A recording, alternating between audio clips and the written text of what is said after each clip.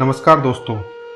आज की कहानी सच्चाई का पुरस्कार। एक बार की बात है, एक छोटे से गांव में अर्जुन नाम का लड़का रहता था। अर्जुन गरीब था, लेकिन उसके मन में ईमानदारी और मेहनत की गहरी छाप थी। उसके पिता बढ़ई थे और माँ खेतों में काम करती थी। परिवार के पास ज़्यादा साधन नहीं थे, लेकिन अर्जुन हमेशा यही कहता, सच्चाई कभी हार नहीं मानती। गांव में ही एक बड़ा व्यापारी था, सेठ हरिदास।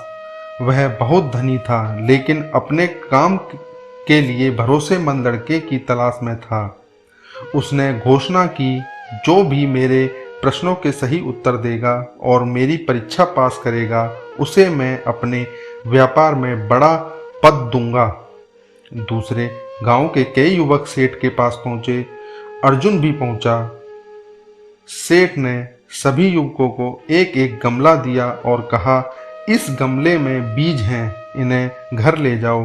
1 महीने बाद वापस लाओ और मुझे दिखाओ कि तुमने इसमें क्या उगाया। सब लड़के बीज लेकर खुशी खुशी चले गए। अर्जुन ने भी बीज घर लाकर मिट्टी में बो दिए। हर दिन पानी डाला, धूप में रखा, देखभाल की, लेकिन दिन बीतते गए, बीज अंकुरित नहीं हुए। अर्जुन परेशान हो गया, सोचने लगा, सबके पौधे उग आए होंगे, मेरे ही क्यों नहीं उगे? क्या मैं सेठ को खाली गमला वापस दूं? माँ ने कहा, बेटा, झूठ बोलकर नौकरी पाना सही नहीं। जो सच है वही दिखाना। अगर पौधे नहीं उगे तो भी सच बोलकर जाओ। 1 महीने बाद नियत दिन आया। सारे लड़के बड़े बड़े पौधे और फूल लेकर आए। किसी ने नीम का पौधा, किसी ने गुलाब, किसी ने टुलिप उगाया था। अर्जुन खाली गमला लेकर पहुंचा। सेठ ने सबके पौधों को देखा, फिर अर्जुन के पास आया और पूछा, तुम्हारे पौधे कहाँ हैं? अर्जुन ने शर्माते हुए कहा, मालिक, मैंने ईमानदारी से बीज बोए, रोज पानी डाला, देखभाल की, लेकिन बीज उगे ही नहीं। इसलिए मैं जैसा था वैसा ही लेकर आया हूँ। सेठ मुस्कुराया और सब युवकों की ओर देखकर बोला, सुनो, सब अर्जुन ही मेरे व्यापार के लिए योग्य है।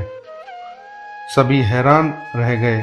सेठ ने समझाया, मैंने जो बीज दिए थे वे सब उबले हुए थे, उनसे कभी पौधा नहीं उग सकता था, लेकिन तुम सबने शायद कहीं और से बीज लेकर पौधे उगाए और मुझे दिखाए।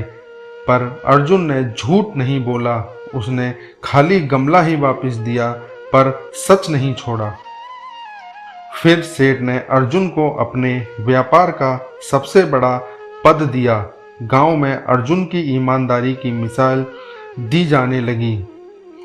सच्चाई और ईमानदारी कभी हारती नहीं। जीवन में चाहे कितनी भी कठिनाई क्यों ना आए, सच बोलने वाला ही असली विजेता होता है। धन्यवाद।